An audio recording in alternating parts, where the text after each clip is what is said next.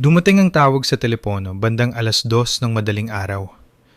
Sapat na ang oras na yun para kabahan ako bago ko pa man sagutin ang telepono. Walang magandang balita na dumarating sa ganung oras. Hindi rin yan oras para sa karaniwang kwentuhan. Ang mga tawag sa madaling araw ay para lamang sa mga emerhensya, kamatayan, at sa mga taong desperado na at wala ng ibang matakbuhan. Maya, ang boses ng kapatid ko ay parang ibang tao. Malamig, walang buhay, at wala na ang dating kayabangan na karaniwang maririnig sa bawat salita niya. Huwag mo munang ibababa ang telepono, pakiusap. Halos mapatawa ako. 5 taon kaming walang imikan. At ngayon ay nag-aalala siyang ibababa ko ang tawag? Sinagot ko na nga, di ba? Siguro ay dala lang ito ng nakasanayan o baka dahil sa kuryosidad kung ano ang nagtulak sa Prinsesa Clara na tawagan ng kapatid na matagal na niyang kinalimutan. Ano ang kailangan mo, Clara? May sakit ako. Tumigil siya sandali. Maluba ang lagay ko. Sira na ang mga kidney ko. Napaupo ako sa kama sa maliit kong studio apartment. Ang apartment na halos hindi ko mabayaran gamit ang sahod ko bilang retail manager sa lungsod kung saan pinlano kong magkolehiyo bago pa man ibenta ang mga pangarap ko para sa honeymoon ng iba. Ikinalulungkot kong malaman yan, wika ko.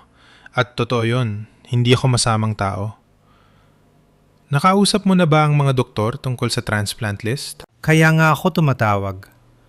Nanginig ang kanyang boses. Kailangan ko ng kidney, Maya, at ang mga kapamilya ang may pinakamataas na tsansa para maging match. Ayan na nga, kailangan mo ang kidney ko. Sabi ng mga doktor, ang magkapatid ay may 25% tsansa na maging perfect match.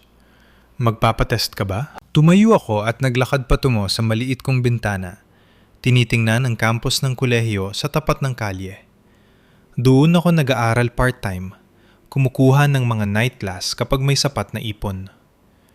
Patuloy pa rin hinahabol ang edukasyong dapat ay sa akin na 5 taon na ang nakalilipas. May tanong muna ako, sabi ko. Kahit ano, saan kayo nagpunta para sa inyong honeymoon? Katahimikan. Pagkatapos, Maya, pakiusap. Hindi ito ang tamang panahon. Saan kayo nagpunta, Clara? Sa Bora Bora, bulong niya. 3 linggo sa Bora Bora. Magkano ang nagastos nyo? Bakit mo ba ginagawa ito? Magkano? 2.7 milyong piso ang eksaktong halaga ng aking college fund. Ang perang iniwan ng ating mga lolo't lola para sa aking pag-aaral na pinamahalaan ng ating mga magulang hanggang sa maglabing-8 ako. Pero hindi ko nakita ang perang iyon noong naglabing-8 ako. Sa halip, Bora Bora ang nakita ni Clara. At sulit ba ang naging kapalit? Maya, ibinaba ko ang telepono. Balikan natin ang nangyari 5 taon na ang nakalilipas. Isipin niyo ang isang 18 taong gulang na babae, hawak ang acceptance letter sa kanyang pinapang-arap na paaralan sa isang kamay at ang mga papeles para sa financial aid sa kabila. Isipin niyo ang kanyang mga magulang na kinausap siya. Ipinaliliwanag na ang kanyang kapatid na si Clara, na 23 anyos noon, ay nahanap na ang kanyang katapat, na ang kasal ay napakamahal at ang mga honeymoon ay minsan lang sa buhay. Pero pundo ko ito para sa kolehiyo, sabi ko noon, hindi pa rin makapaniwala. Mula ito kina lolo at lola para sa pag-aaral ko. Mas mahalaga ang kaligayahan ni Clara kaysa sa anumang mamahaling paaralan, sabi ni nanay. Maaari ka namang mag-aral sa pampublikong kolehiyo. Kumuha ka na lang ng loan.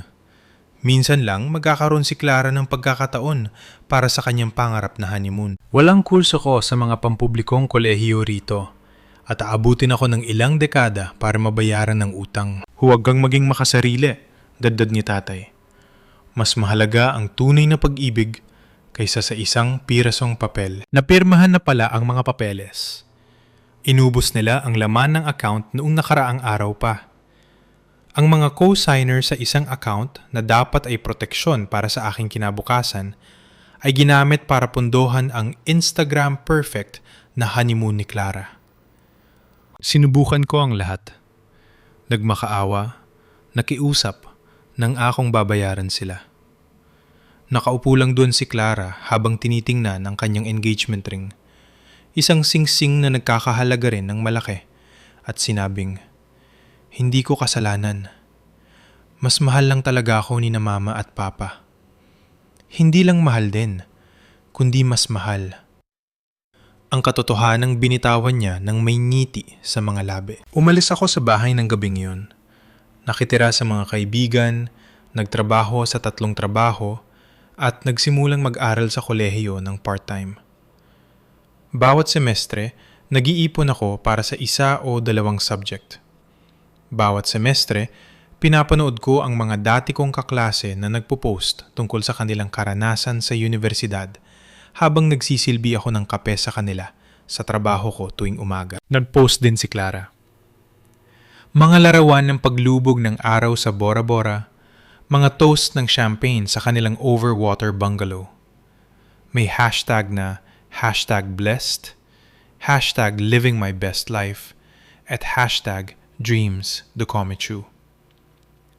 Hindi niya kailanman binanggit ang kapatid na ang mga pangarap ang naging pambayad sa kanyang karangyaan. Tumunog muli ang telepono ko. Sa pagkakataong ito, si nanay na. "Paano mo nagawang ibaba ang telepono sa kapatid mo?" "Kumusta rin po sa inyo, Nay?" Nangganganib ang buhay niya, Maya. Malapit na siyang mamatay at naglalaro ka pa. Hindi ako naglalaro. May tinanong lang ako sa kanya at sinagot naman niya. "Masyado nang matagal ang tampo mong ito.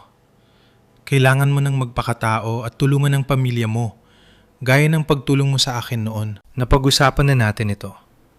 Kinailangan ni Clara ang pondo ko para sa kolehiyo. Oo, para sa kanyang honeymoon. Natatandaan ko, utang yun. Balak naman talaga naming bayaran ka. Bago ito ah. Talaga po? Kailan? Katahimikan. Pagkatapos, kapag bumuti na ang sitwasyon. 5 taon na ang nakalipas, Nay. Hindi ba talaga bumuti ang sitwasyon? O umaasa lang kayo na makakalimot ako? Kailangan ng kapatid mo ng kidney. At kailangan ko rin ng edukasyon. Nakatutuwa kung paano gumagana ang pangangailangan sa pamilyang ito. Hindi ililigtas ng edukasyon ang buhay niya. Hindi nga, pero mababago sana nito ang buhay ko. Ibinaba ko rin ang tawag sa kanya. Hindi tumigil ang mga tawag. Mula kay tatay, mga tita, tito, at mga pinsan. 5 taon silang nanahimik lahat.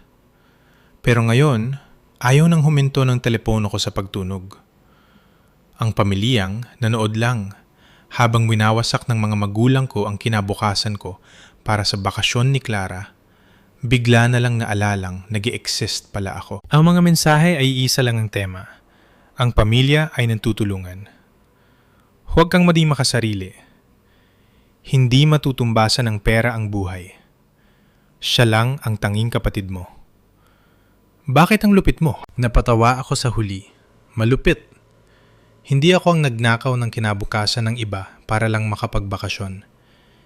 Hindi ako ang gumastos ng milyon-milyong piso para sa 3 linggong luho habang ang kapatid ko ay nagtatrabaho sa minimum wage. Ngunit hindi rin naman ako malupit.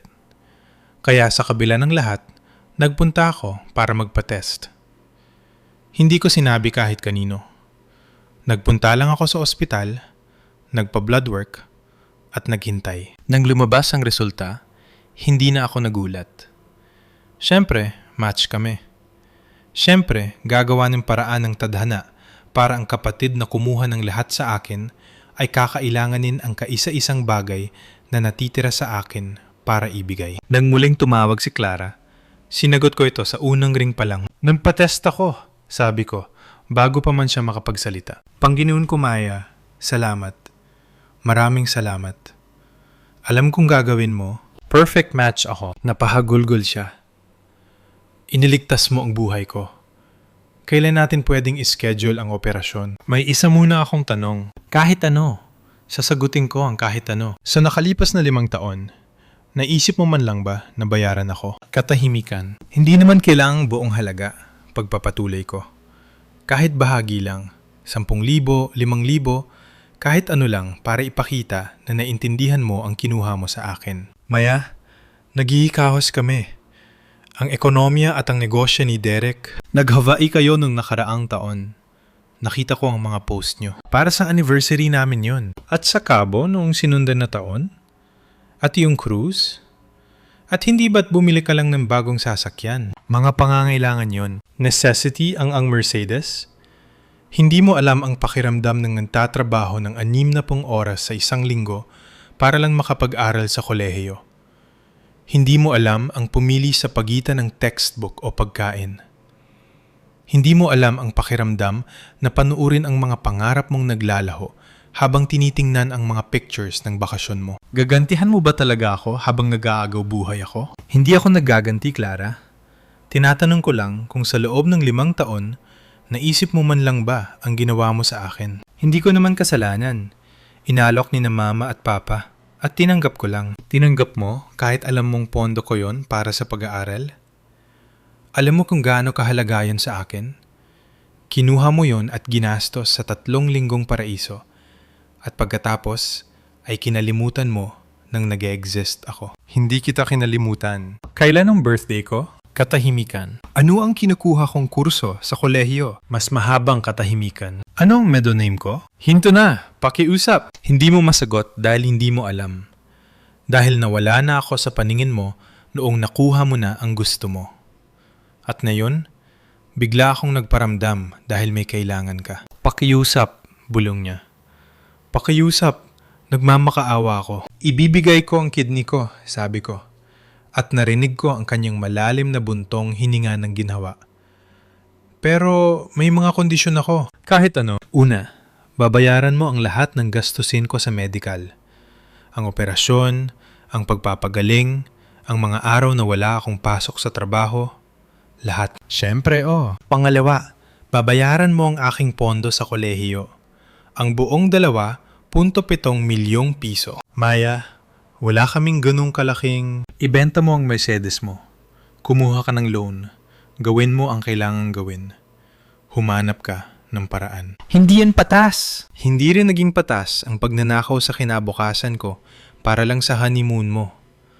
Kung hindi mo kayang gawan ng paraan, hindi ko rin maibibigay ang kidney ko. Hahayaan mo ba akong mamatay dahil lang sa pera? Hahayaan mo bang sarili mong mamatay dahil lang sa pera?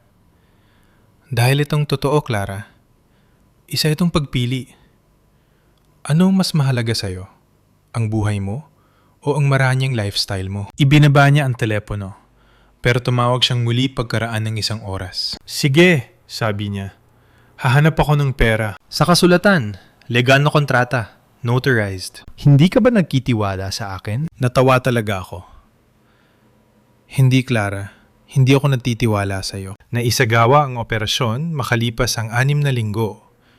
Nahanap ni Clara ang pera, ibinenta ang kanyang sasakyan, kinuha ang pondo para sa kanilang mga bakasyon, at kumuha ng mga personal loan. Ang makita siyang nagkukumahog na tipunin ang perang, ganoon lang kadaling winaldas sa isang honeymoon, ay isang uri ng katarungan na hindi ko inaasahan. Nung gabi bagong operasyon, binisita niya ako sa ospital. Salamat, mahina niyang sabi. Alam kong galit ka sa akin. Hindi ako galit sa'yo, sabi ko. Wala na akong pakiramdam sa'yo. Sa loob ng 5 taon, naging wala ka na sa akin. Isang estranjero na nagkataong kapareho ko ng DNA. Patawad, bulong niya. Tungkol sa pera, sa lahat. Humihingi ka ba ng tawad dahil nagsisisi ka? O humihingi ka ng tawad dahil kailangan mo ang kidney ko? Hindi siya sumagot. Iyon na nga ang iniisip ko. Mahalaga pa ba yon? Mababawi mo na ang pera mo. Mahalaga ito dahil sa loob ng 6 na linggo, kapag magaling ka na, malilimutan mo rin ang usapang ito. Malilimutan mo ang kawalang pag-asa. Malilimutan mo ang pakiramdam na mangailangan ng taong dati ay kinalimutan mo lang. At ako, narito pa rin. Kulang ng 1 kidney. Ngunit sa wakas, kaya ko na ring tustusan ang edukasyong ninakaw mo sa akin. Hindi ko makakalimutan. Makakalimutan mo dahil ganyan ka. Isang taong kumukuha ng kailangan nila at hindi iniisip ang halagang ibinayad ng iba. Pero ayos lang dahil pagkatapos ng bukas, tapos na tayo. Bayad na ang utang. Sa'yo na ang kidney. At hindi ko na kailangan makipag-usap sa'yo muli. Naging maayos ang operasyon. Nagising akong may kirot pero buo ang loob. Nakuha ni Clara ang kanyang kidney, nakuha ko ang tseke ko. 2.7 milyong piso. 5 taong huli, pero sa akin na uli. Nagsimula ako sa universidad sa susunod na semestre bilang full-time student sa wakas. Ang acceptance letter mula sa pangarap kong paaralan ay paso na, pero nakapasok ako sa isang magandang programa. Mas matanda na ako kaysa sa mga kaklase ko. May mga peklat na wala sa kanila. Pero naroon na ako. Sinubukan ni Clara na makipag-ugnayan noong una. Siguro dahil sa pasasalamat o dala ng konsensya. Pero napanindigan ko ang sinabi ko. Tapos na kami. Binigyan ko siya ng buhay at ibinalik niya sa akin ang aking kinabukasan. Ang transaksyon ay tapos na. Tumatawag pa rin si nanay paminsan-minsan. Sinasabing wala raw akong puso dahil sa pagputol ng ugnayan kay Clara matapos nitong gawin ang tamang bagay. Ipinaalala ko sa kanya na ang paggawa ng tamang bagay pagkatapos maubos ang lahat ng iba pang opsyon ay hindi kabutihan. Desperasyon lang yun. Ang peklat mula sa operasyon ay naglaho na. Pero nakikita ko pa rin ito kung minsan habang nagbibihis. Isang paalala ng halaga ng aking edukasyon na literal na nakasulat sa aking katawan. Ngunit isa rin itong paalala na nakaligtas ako na pinili ko ang aking kinabukasan kaysa sa kanilang kaginhawaan. Ang huling balita ko, maayos na ang lagay ni Clara. Tinanggap ng katawan niya ang kidney at malusog na siya. Nagpo-post siya tungkol sa pagiging mapagpasalamat sa second chances, tungkol sa kahalagahan ng pamilya at kung gaano kahalaga ang buhay.